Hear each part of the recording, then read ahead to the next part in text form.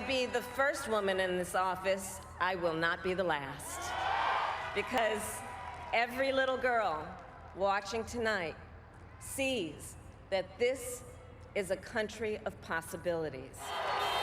Celebrations erupted from the drive-in parking lot to cities around the country. Former President George W. Bush congratulated Mr. Biden and Senator Harris Sunday. He said in a statement, "Though we have political differences, I know Joe Biden to be a good man."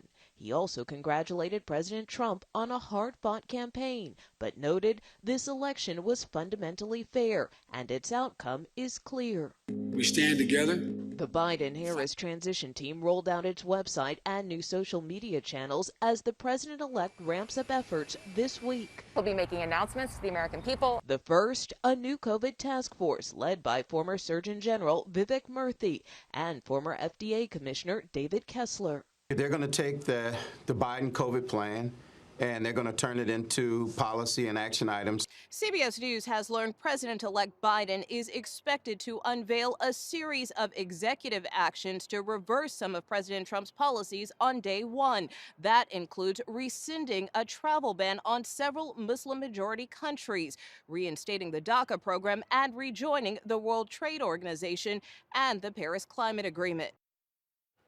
Today, the president tweeted about more claims about fraud and theft of the election. He also played golf. President Trump has continued today to withhold a concession.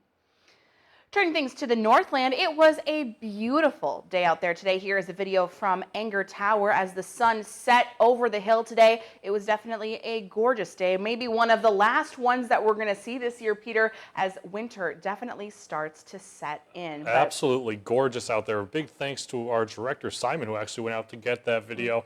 Very gorgeous sunset for Anger Tower for sure. You know, I hope you got out there and enjoyed it because it's not going to last too much longer, unfortunately, Natalie.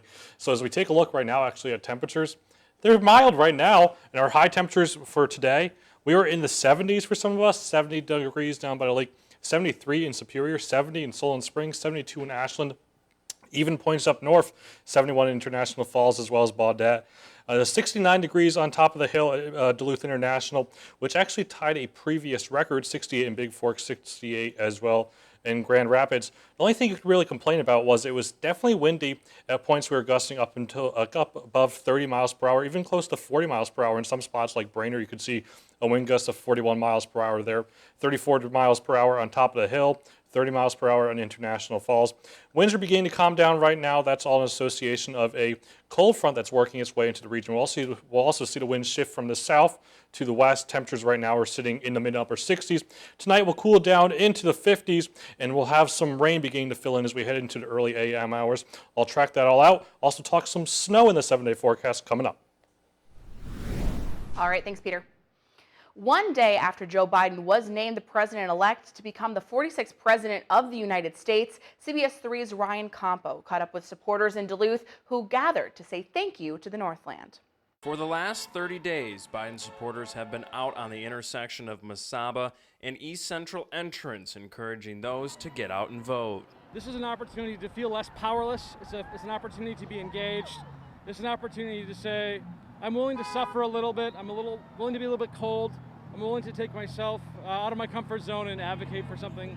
Organizers say something like this allows people to get out and make their voice heard and say thank you to voters who made Joe Biden the next president-elect. This gets people out from behind their screens where hate can stem and flow so much more freely and is able to create that positive messaging, that eye-to-eye contact with folks who are here driving around in our own town. As for Jason Amundsen, one of the organizers, he says that showing his support hits home. To see the looks of young women driving past who are so visibly buoyed and energized by what we're doing, for me, really brought it home. Rallying together in celebration as they look to the future.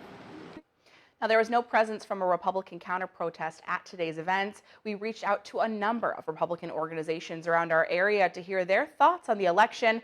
The Minnesota Young Republicans issued a statement to us saying, as an organization, we are observing the proceedings closely. We are an affiliate group of the Minnesota GOP, and the party is working with the RNC at the national level.